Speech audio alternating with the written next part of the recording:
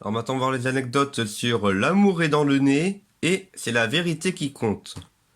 Donc d'abord, l'amour est dans le nez. Bah bien sûr, c'est une parodie de l'amour est dans le pré. Où là, bah, on peut bien voir là par rapport au style là pour là pour le logo pour le logo de l'émission. Étant donné que du coup, j'ai mis un cœur en haut à gauche et un nez patate en bas à droite. Bah, du coup, j'ai un peu parodié la présentatrice de L'amour est dans le pré. Je ne sais plus trop quel est son nom, mais peu importe. Et puis là, j'ai aussi filmé des animaux qu'on avait eu depuis pas très longtemps, là, qui étaient tout bébés à l'époque. Genre là, il y a Uriel devant. Il y a Marmotte aussi derrière, là, qui est maintenant la petite génisse de mon grand frère. Et puis là, il y a même Unique, là, le cochon, en fait, qui est un peu devenu une mascotte de la ferme. Et là, du coup, là, pour la paysanne, en fait, là, en fait, là, j'ai, toujours les fameux petits monsieur patate, et puis, et en fait, là, pour les choses que j'avais pas dit pour Secret à Créville, c'est qu'en fait, là, j'avais pris une perruque de cheveux longs noirs. Parce que, étant donné que j'en ai deux de base, alors du coup, pour l'une des deux, j'ai coupé pour faire les cheveux mi-longs comme ça. Et du coup, là, pour cette vidéo-là, j'ai voulu faire un peu d'humour par rapport attente contre réalité. Celui qui s'appelle Joël Dupont. En fait là c'est un gars qui est hyper musclé, alors que là Yannick Godet là c'est un vieux gars quoi. Alors que bon on aurait pu s'attendre que Joël Dupont ce soit plus noble que Yannick Godet quoi.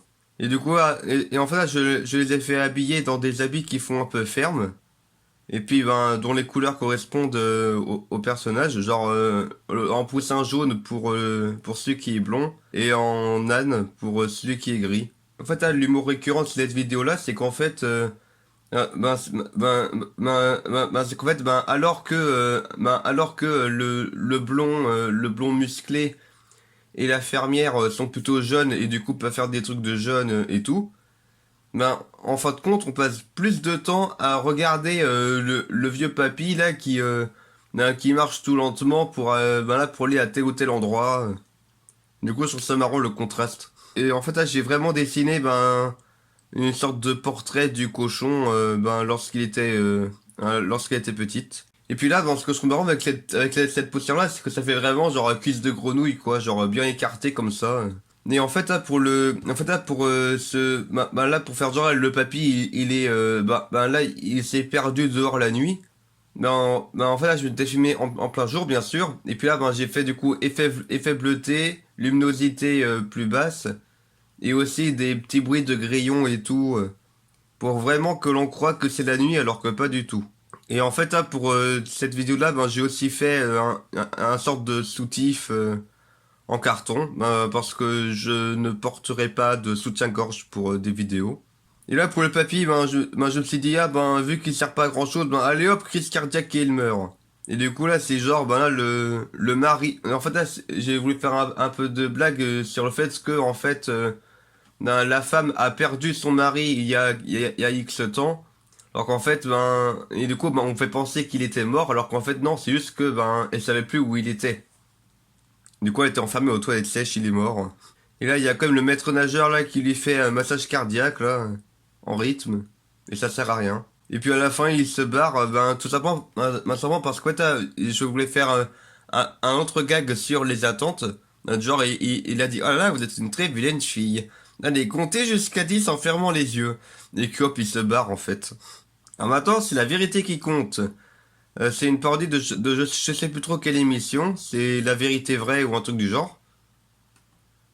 Où en fait là c'est une émission dans laquelle en fait c'est genre des personnes qui se voient plus depuis des années et qui se revoient grâce à l'émission en fait. Et du coup là j'ai voulu faire revenir Mathilde McPictune, la petite sœur de Balthazar Pictune.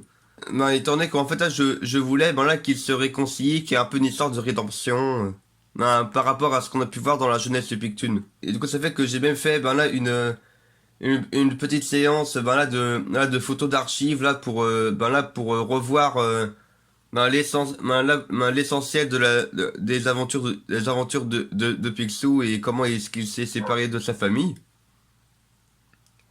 Où là en fait ben, je me suis un peu où là en fait ben je me suis inspiré de de l'introduction de la dernière histoire de la jeunesse de Picsou quand quand il a rencontré ses petits neveux.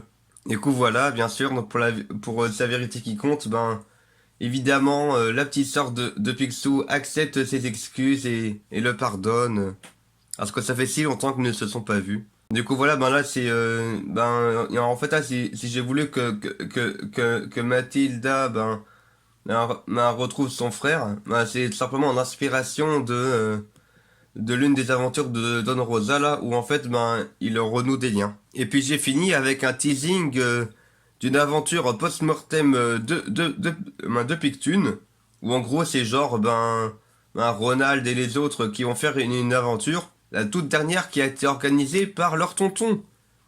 Et voilà, c'est tout pour cette vidéo. Anecdote!